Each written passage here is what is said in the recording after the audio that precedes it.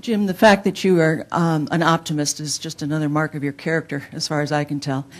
I have real concerns. I'm on Xanax, by the way.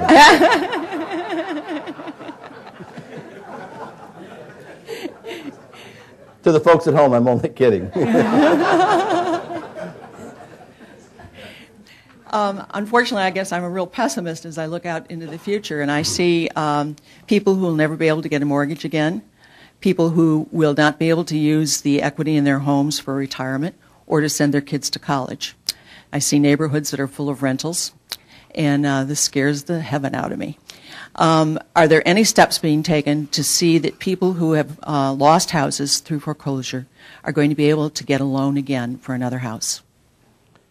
Home ownership in this country has been really a fascinating subject, and one that I spent a lot of time studying, in part because I had the privilege of going back to my alma mater the last couple of years out at Oberlin and doing a mini course on this whole crisis.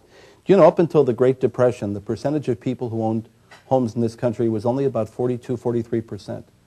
That up until the Great Depression, the average down payment on a home in this country was 50%, and the average amortization term was 5 years.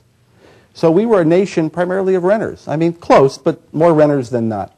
And with the Depression, and with the advent of many of the Depression-era programs under FDR, and with VA in particular, we took the rate of home ownership from mid-40s to the low 60s, and we stayed there for about a generation and a half. It was the Louis Ranieri invention of securitization and the growing strength of non-depository banks that took advantage of securitization that took us from 61, 62% to almost 70%. The difference is we were a country of 130 million people back in the 30s. Now we're a country of 300 million people.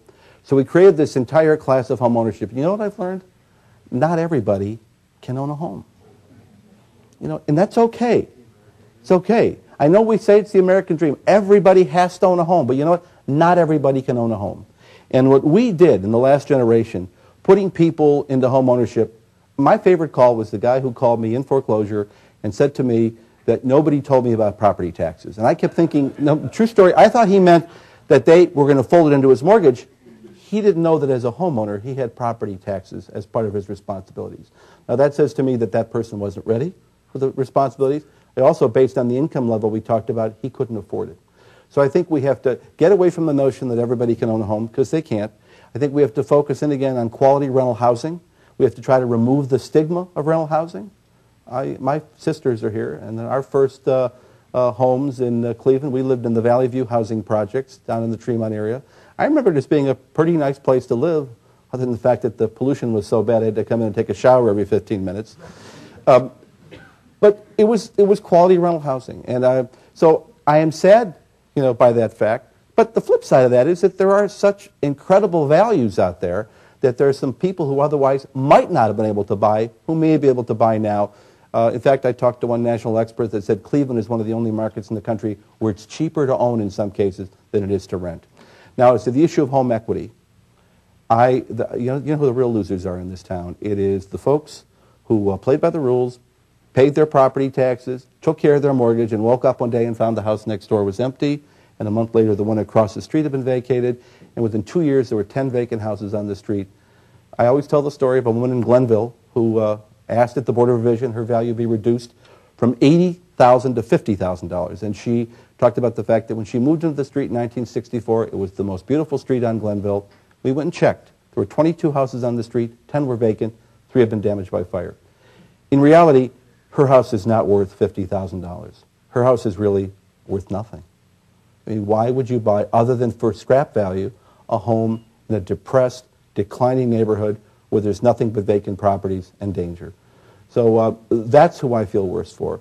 And for people who are used to using that home as an emergency equity line, I feel for them too. But you know, we got ourselves into this mess, and as much as I'd like to blame Wall Street for all of it, which I do in private, I think everybody, I think we all share in this, and we just, you know, we're going to have to turn the borrowing machine off for a while.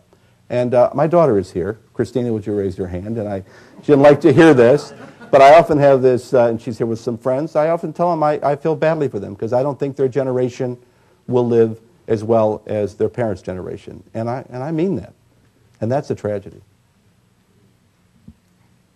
Mr. Rokakis, was wondering, did the land bank consider leasing the property, the larger parcels, possibly to develop a revenue stream for the county? Well, I think, and I'm going to look to Gus, I think one of these issues we talked about this morning, we're interested in revenue streams any way we can get them. So if we get a property that has value and we can sell that property quickly, that's great. It's for the good of the land bank. If we have a property where maybe individuals are not in a position to acquire the property, maybe it's a commercial site, we can become the landlord and they can be tenants, hopefully towards the point where they may want to acquire that. That's fine too. But I think we're interested in doing anything we can to create a revenue stream. Now in Flint, Michigan, a much smaller county, Flint generates about $1.4 to $1.6 million a year in land sales for the land bank. So for a county as large as this one, struggling as it is, I'd like to think we will generate a multiple of that. And we need it. And it's not profit for the sake of, growing the land bank. We have these mandates. We have these missions we have to fulfill. And one of them is going to be taking down a lot of properties. I know we're working closely with East Cleveland.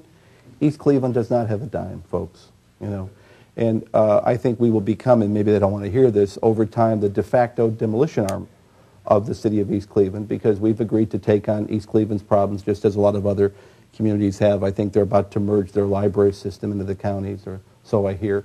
So we're not afraid to take that on, but we need money to do it. And I think that the kinds of NSP funding that are available now, hopefully there'll be another round. Maybe there'll be a round 3, a round 4, I don't know. But we're not opposed to profit. We're not opposed to making money. So if we can lease, we'll lease. If we can sell, we'll sell.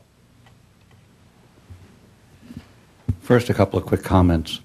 One is I would recommend that you take Euclid Mall back, where the only building that still uses Dillard's. And there's about 18 acres of concrete, or not concrete, it's tar, 2-inch tar, which would be easily removed and turn it green. Secondly, if you do get into this use of recovered materials, if you had a place where we contribute, my church finished and we had something like 30 14-foot cube 2x8s, which we finally gave to a black contractor because he's the only one who hauled it away. Now, my other question is, I live in Cleveland Heights, and my condo got way out of hand. It got up as high as $138,000. Then came through a comment from your office that it was being reduced to $100,000, but Cleveland Heights couldn't take that big a bite in the revenue, so you had an adjustment method, and I don't quite understand that. Well, let's go to the commercial properties first. Euclid Mall could very well become the owner, part of the land bank's portfolio. Remember, though, there's a number of ways we could take a property like a mall, and that is that in some cases, they might hand the keys over. We're seeing that, not yet, but we're getting the sense that there'll be people walking away from distressed properties. But under the new law, when that property goes tax delinquent, I don't know if it is or not, and it's foreclosed, there'll be a 45-day right of redemption for the owner, and if they don't make good on those obligations, the property will then transfer directly to the land bank. Now, you have to know, if you follow these real estate stories and you see where the bubbles are, the next big shoe that's going to drop is commercial real estate. And I have to tell you that I have very little doubt that in the next 10 years, the land bank will take on a lot of commercial properties throughout Northeast Ohio.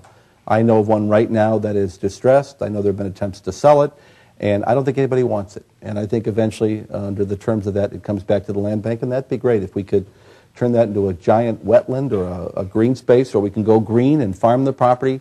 That would be a great possibility. Now, you mentioned something about my office trying to reduce your taxes. Actually, the guy that does that is on the gas pump. That's the auditor. I'm the collector. I'm the collector. So I don't know what you got from my office, but I guarantee you it wasn't anything adjusting your property values. I know I'm often confused with him, but don't make that mistake, please. Remember, I have the mustache. The other thing is, if I could, I want you to know that when I became treasurer, we had 119 employees in my office. We talk about efficiency in government. I have 68 employees today. They do a great job. We're the smallest, actually, office in the county. We're smaller than the recorder. We're a lot smaller than the auditor. But county treasurer staff, would you mind just raising your hands in the back?